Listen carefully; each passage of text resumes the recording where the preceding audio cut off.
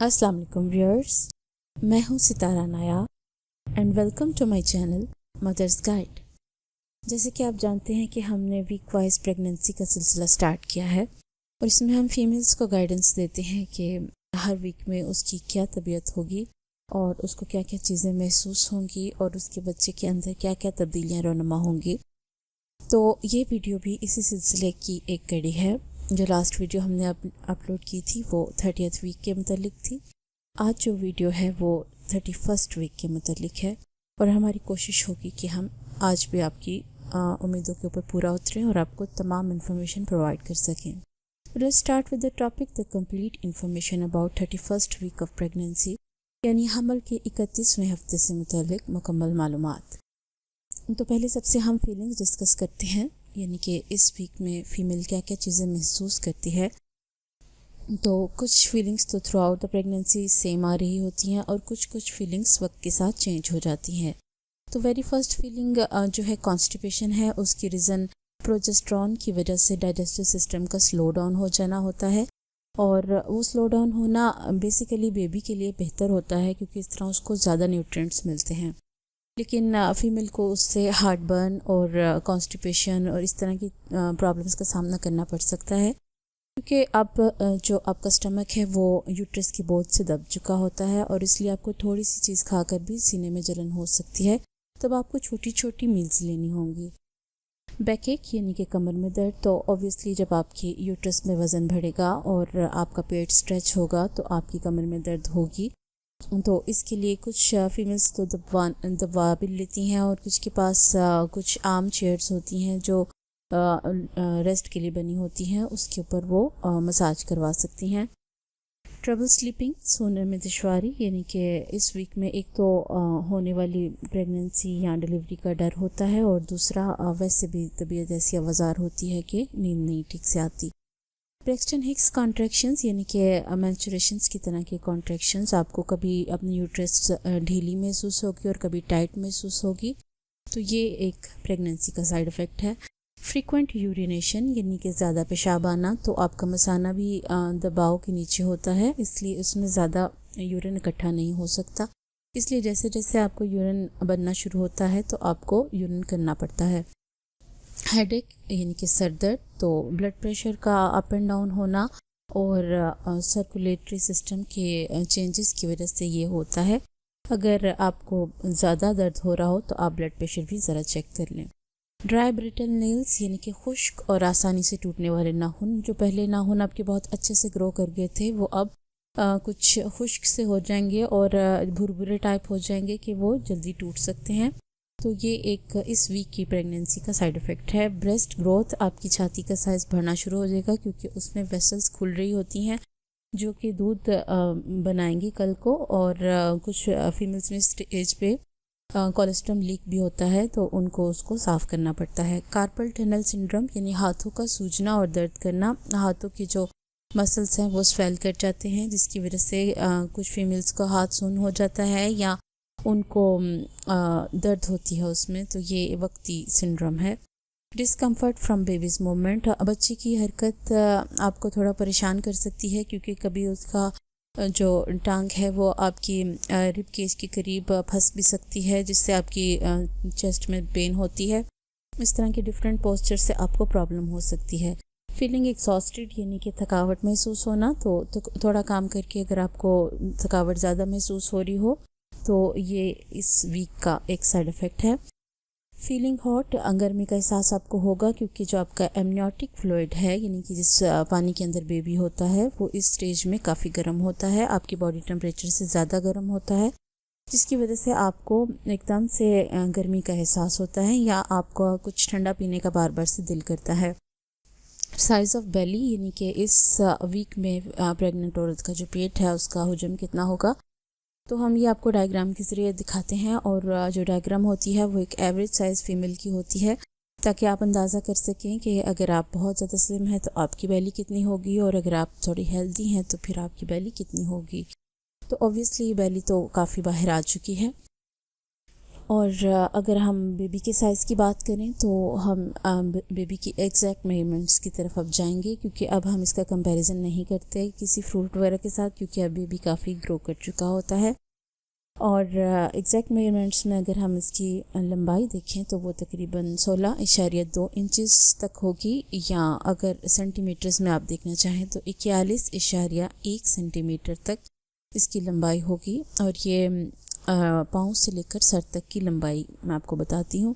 वज़न जो है वो तकरीबन 3.3 पाउंड होगा, यानी तकरीबन 1.5 किलो वज़न हो गया है बेबी का। तो ये एक अच्छी ग्रोथ जो बेबी की हो रही होती है, उस हिसाब से वज़न आपको हम बता रहे होते हैं, और ये एक नॉर्मल बेबी के बारे में इंफॉर्मेशन होती हैं। चेंजेस इन बेबी, इस स्टेज में बेबी में क्या क्या तब्दीलियाँ रोनुमा होती हैं। तो सबसे ज़्यादा क्यूरियस आप इस स्टेज में इसी बारे में होते हैं कि एक तो उसका साइज़ कितना है, और दूसरा ये कि अब उसकी क्या क्या पार्ट्स बन चुके हैं, क्या क्या चेंजेस आ चुके हैं। तो सबसे अच्छी बात यह है कि इस स्टेज पे रिंकल्स टोटली ख़त्म हो जाते हैं चेहरे से, जो फैट्स हैं चेहरे में भरना शुरू हो जाते हैं, जिसकी वजह से अगर आप उसका 3D या 4D अल्ट्रासाउंड देखें तो उसके चेहरे पे आपको बिल्कुल भी झुर्रियाँ नहीं नज़र आएंगी, और वो जिस तरह एक नॉर्मल बेबी होता है बर्थ के बाद, वैसे आपको नज़र आएगा। उसकी स्किन स्मूथ नज़र आएगी आपको। तो ये एक अच्छा चेंज है इस स्टेज के ऊपर। और अगर इस स्टेज के ऊपर अगर बेबी पैदा हो तो आप देख सकें कि बेबी कितना फ्लैट है इस टाइम। आइज़ ब्लिंकिंग, अगर आप इसका अल्ट्रासाउंड के ज़रिए देखें तो बेबी इस स्टेज में अपनी आंखें झपकता है पानी के अंदर, और वो अपनी आंखों का प्रॉपर इस्तेमाल करता है। उसके आइरिस अपनी वर्किंग पोजीशन के ऊपर होते हैं, और वो लाइट और डार्कनेस में तमीज़ कर सकते हैं। और प्रॉपर जिस तरह पैदा होने के बाद बेबी आइज़ ब्लिंक करता है, वैसे आइज़ ब्लिंक करता है। बेबीज़ नेल्स आर डेवलपिंग, यानी कि बच्चे के नाखून बढ़ते हैं। इस स्टेज में बेबी के नेल्स अक्सर औकात इतने बढ़ जाते हैं कि उनको काटने की ज़रूरत होती है। तो आपने नोट किया होगा अक्सर कि जब बेबी पैदा होता है तो उसके नेल्स काफ़ी बड़े होते हैं। तो ये स्टेज होती है जिसमें बेबी के नेल्स एक्स्ट्रा ग्रो करते हैं, और ये उसकी स्केलेटल सिस्टम का एक पार्ट है। ये उसकी डेवलपमेंट जो होती है तो वैसे वैसे इसके नेल्स भी बढ़ते हैं। इसके अलावा आपका जो बेबी है वो स्लीपी रहेगा। आप इस वीक में ये महसूस करेंगे कि आपके पेट में आपको मूवमेंट कम महसूस हो रही है। उसकी रीज़न ये है कि बेबी ने अब अपनी एक प्रॉपर सोने और जागने की साइकिल बना ली है, और वो अपने प्रॉपर टाइम पे सोता भी है और जागता भी है। तो अगर वो सोया होगा तो उसकी आपको अंदाज़ा हो जाएगा कि आपका बेबी पैदा होने के बाद ज़्यादा सोया करेगा या थोड़ा सोया करेगा, तो आपको उसकी मूवमेंट से अंदाज़ा हो सकता है स्टेज पे। स्मार्टी, यानी कि ज़हीन हो गया होगा आपका बेबी। ज़हीन इस सेंस में कि उसकी तमाम सेंसेस वर्क करने लग गई हैं। वो टोटली अलर्ट बेबी है इस टाइम। वो बाहर के एनवायरनमेंट से सुन सकता है, वो मुख्तलिफ तरह की एक्सप्रेशन दे सकता है, वो डर जाता है, वो खुश होता है, वो खेलता है, वो सब कुछ करता है जो एक नॉर्मल बेबी करता है। तो इस लिहाज से वो एक ज़हीन बेबी बन चुका है, जो कि एक प्रॉपर पैदा होने के बाद जिस तरह बेबी होता है। तो ये एक अच्छी चेंज है इस स्टेज के ऊपर कि हमें ये मालूम हो चुका है कि बेबी की तमाम जो पार्ट्स हैं वो कंप्लीट हो चुके हैं, और वो सिर्फ अब ग्रोइंग स्टेज के ऊपर है। और ज़्यादा से ज़्यादा वो अब अपना दिमाग को और अपने जो सिस्टम्स हैं उनको मजबूत करेगा। ब्रेन कनेक्शंस, यानी कि जो दिमाग के न्यूरन्स हैं वो बहुत ज़्यादा मिकदार में बन चुके होते हैं, और वो आपस में कनेक्शन स्टार्ट कर देते हैं, जिसकी वजह से उसका दिमाग का जो रिफ्लेक्स सिस्टम है वो तकरीबन काम में प्रॉपर आ चुका होता है, काम की फॉर्म में आ चुका होता है। अगर ऐसी स्टेज में अगर आपके बेबी को कोई पिंच करे तो वो प्रॉपर उसके ऊपर रिफ्लेक्शन शो करेगा। तो ये सारा कुछ उसके दिमाग के कनेक्शंस की वजह से है। बेबी बोन्स आर हार्डनिंग, बच्चे की हड्डियाँ सख्त होना शुरू हो जाएंगी। और ये मैं आपको बताती चलूँ कि तमाम हड्डियाँ इस स्टेज पे सख्त होती हैं सिवाय सर की हड्डियों के, और ये अल्लाह की कुदरत है कि उसने सर की हड्डियों को नरम रहने दिया होता है ताकि नॉर्मल डिलीवरी के लिए ये प्रॉब्लम पैदा ना करें।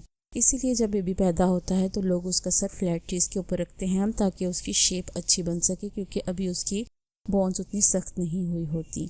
Eyes can distinguish between light and dark, यानी कि आँखें अंधेरे और उजाले में फ़र्क कर सकती हैं। तो अगर आप कोई टॉर्च या कोई अगर कमीज़ अपनी उठाकर तो उसके ऊपर एकदम से रिफ्लेक्स लाइट दें तो वो आपको रिस्पॉन्ड करके बताएगा बेबी, और ये बताएगा कि वो डिफरेंस देख सकता है और उसको ये अंदाज़ा है कि इस टाइम वॉर्म में अंधेरा है या उजाला है। और इंटरेस्टिंग क्वेश्चन है कि व्हाट ही और शी इज़ डूइंग, यानी कि बच्चा स्टेज में क्या कर रहा होता है।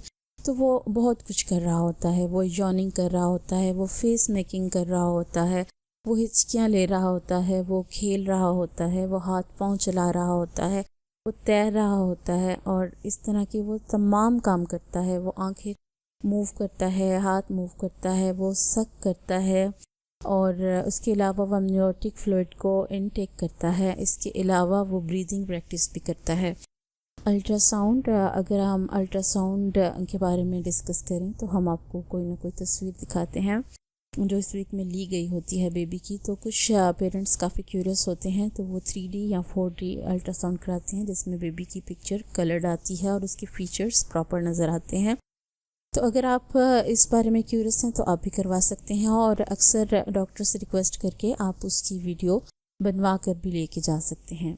व्हाट शुड ईट, यानी कि इस स्टेज में आपको क्या खाना है। तो आपको हेल्दी खुराक खानी है और अपनी डेली कैलोरीज में 250 कैलोरीज का इंक्रीमेंट होना चाहिए। छोटी छोटी मील्स लें और पेट को खाली मत रहने दें।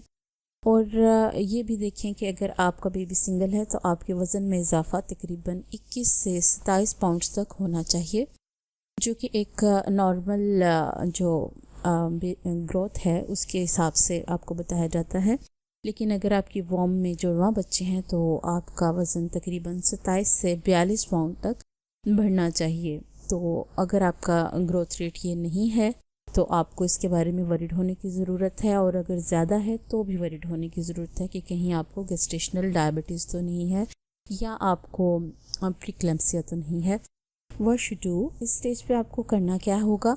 तो हम आपको कुछ ना कुछ गाइड करते रहते हैं कि आपको इस वीक में क्या करना है। तो इस वीक के लिए ज़रूरी है कि आपको पता होनी चाहिए वो तमाम निशानियाँ जो प्री टर्म लेबर्स के मतलब होती हैं, यानी कि बच्चा पैदा होने की जो निशानियाँ होती हैं वो आपको पता होना चाहिए कि अगर किसी स्टेज पे आपका वाटर बैग लीक कर जाए या आपका टाइम आ जाए तो डिलीवरी का, तो आप इसके बारे में टोटली अवेयर हों और आप इसको बिल्कुल भी मिसअंडरस्टैंड ना करें। होप आपको ये वीडियो भी यूज़फुल लगी होगी और हमारी कोशिश होती है कि हम आपको छोटी से छोटी और बड़ी से बड़ी चीज़ें जो इसके मतलब हैं गाइड करें। अगर आपने हमारे चैनल को अभी तक सब्सक्राइब नहीं किया तो सब्सक्राइब कर लीजिए और साथ बने बेल बटन आइकन को प्रेस करना मत भूलें, ताकि जब हमारी नई वीडियो अपलोड हो तो आपको उसके बारे में नोटिफिकेशन आ जाए। और अगर आपको ये वीडियो अच्छी लगी हो तो आप अपने कमेंट्स दीजिए, इसको शेयर कीजिए अपने फ्रेंड और फैमिली मेम्बर्स के साथ, और स्पेशली उन फीमेल्स के पास के साथ शेयर कीजिए जिनके पास कोई बड़ा नहीं है और वो प्रेग्नेंट हैं। और किसी का अगर भला हो जाए तो हमें हमारा मकसद पूरा हो जाएगा। अल्लाह हाफ़िज़।